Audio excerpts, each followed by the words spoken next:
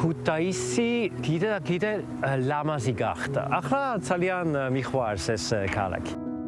დღეს ქუთაისს მარკო შნაითერი სულ სხვაგვარად უყურებს, ვიდრე პირველად ჩამოსვლისას. 11 წლის წინ შემთხვევითმა შეხვედრამ აეროპორტში მისი ცხოვრება მთლიანად შეცვალა. მომავალ მეუღლეს მარია კუხიანიძეს შეხვდა და სიყვარულის ძალამ შვეიცარიიდან საქართველოში ჩამოიყვანა.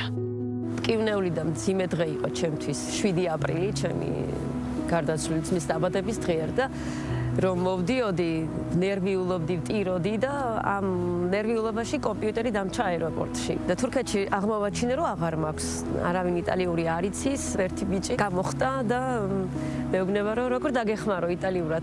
და ეს იყო ჩემი ღმერთი იმ მომენტში. ასე გაიცნეს ერთმანეთი და იმერული სტუმართ მასპინძლობითა და მოწვევით მარკო ქუთაისშიც აღმოჩნდა. მე მინდოდა წასვლა ირანში და მარია წავიდა ქუთაისი. ქუთაისი რა არის ქუთაისი? და მე ჩემი ხავით აქ 5 საათი. დაბრკოლებების მიუხედავად დაიწყო თავგადასავალი. პირველი შეხვედრაც სწორედ აქ შედგა. მე ვიცოდი თუ მე მინდა ყოფნა მარიასთან ერთად, ესე იგი მე უნდა გადავიდე საქართველოში. ენა არ ვიცი, ეს არის ხო ადვილი გადაწყვეტილება. ჩემთვის იყო წარმოუდგენლად რთული შორს ჩემი ოჯახისგან ცხოვრება. ეს ვერ წარმომედგინა. მე ვიყავი იქეთ ბევრი წელი, მაგრამ ჩემი ოცნება, ფიქრი იყო სულ საქართველო და ჩემ შვილებთან ახლოს ცხოვრება.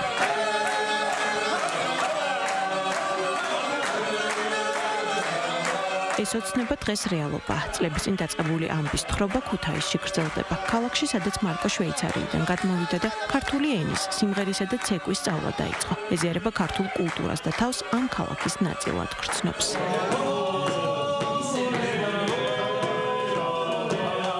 შვეიცარიაშიც მე ვხეროდი, პრომეტად კლასიკური ფოლკლორი პირველად ჩემთვის იყო ცოტა რთული ლევანის წყალობით.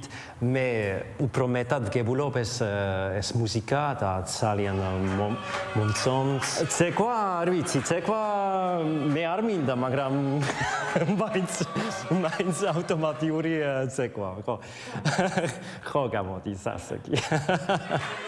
ერთი დიდი ოჯახი ვართ და არც მარკოს გარეშე შეგვიძლია და არც მას შეგვიძლია ჩვენ გარეშე და სულ ერთად ვართ. ყოველთვის ჭირში დღეში, როცა უცხო ქვეყნის წარმომადგენელი ინტერესდება ამით, უფრო мотиваცია გვაქვს ჩვენს. ედი შემართებით ვართ. მარკოზე უნდა ითქვას, რომ ეს სხვა ქვეყნის წარმომადგენელი აღარ არის ეს. ჩვენი კი ბატონო. კარგი ქუთაისელია უკვე. გახსოვს ჩემი ხავით პირველ არხზე რადიოს გადაცემაში. რა რაფია ეხლა? პიკის საათი.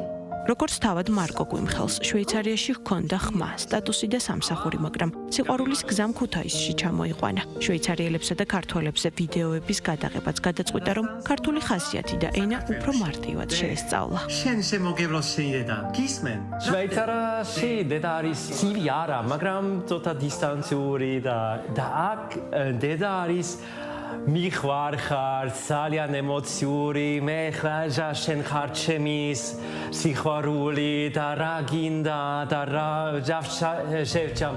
ასე არის და ჩემთვის ეს არის ძალიან ლამაზი ეს განწყობა. ეს ყველაფერი რეალურ ფაქტებზე აბსოლუტურად, თუ არა და ძალიან მიახლოვებული და წერს ამას ინგლისურად. და ხანდახან არის ხოლმე რომ ინგლისური ხუმრობა, ინგლისური სიტყვები თლად კარგად ქართულს არ შეესაბამება, მით უმეტეს ქუთაისურს. აქ ხდება ეს ყველაფერი და ამიტომ იქ ჭირდება ჩემი დახმარება, რომ აი ეს სიტყვა შემცვალო რაღაც ისეთი სინონიმი მოუძებნო, რომ უფრო კარგად მოერგება სკეჩს და იუმორს და ასე შემდეგ. და მე ჩხუბობთ. ხო, ეს თავისთავად. რეაქცია არის ძალიან პოზიტიური. ჩემთვის ეს არის ნიშნულოვანი, რომ მე აქ ვარ და მე ვგრძნობ ხალხი უხვარ.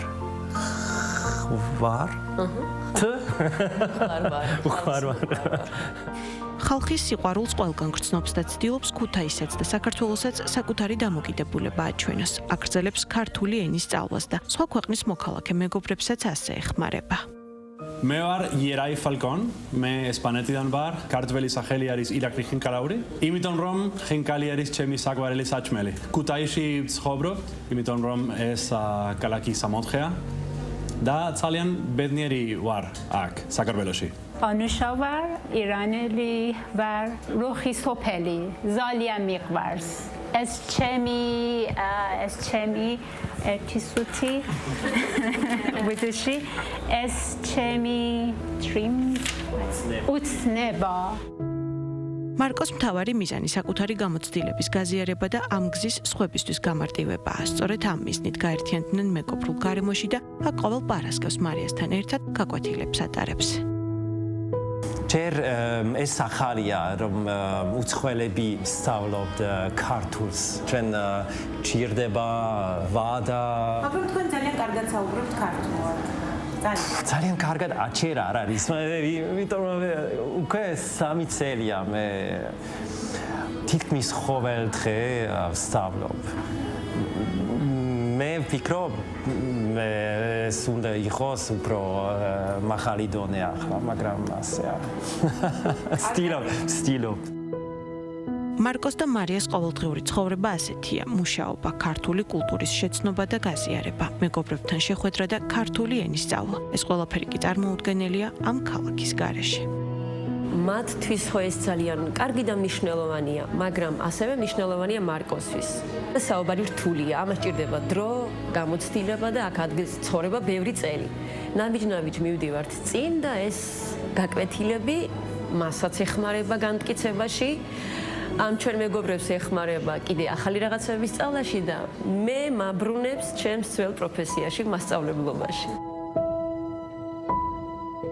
მარკო არის ჭკვიანი, ჯიუტი, სხარტი და ძალიან საყვარელი. მარია საუკეთესო მეუღლეა. სხვა არ მქონდა, მყავდა, მაგრამ მე დარწმუნებული ვარ. უკეთესი არ არის. ძალიან სოციალური ადამიანი არ ვარ. მარიან ძალიან სოციალურია, აქვს ეს ემოციური ინტელექტი. ძალიან განსხვავებული კულტურა არის, მაგრამ კარგად მუშაობს ჩვენი ურთიერთობა. აქამდე იყო გრძელი გზა. დღეს მარკო და მარია ქუთაისში ცხოვრობენ და ყველა მათი მიზანი, გეგმა და ოცნება საქართველოს უკავშირდება. ისტორია, რომელიც 11 წლის წინ დაიწყო, დღეს აქ გრძელდება. ქალაქში, რომელიც მათთვის საერთო სახლად იქცა.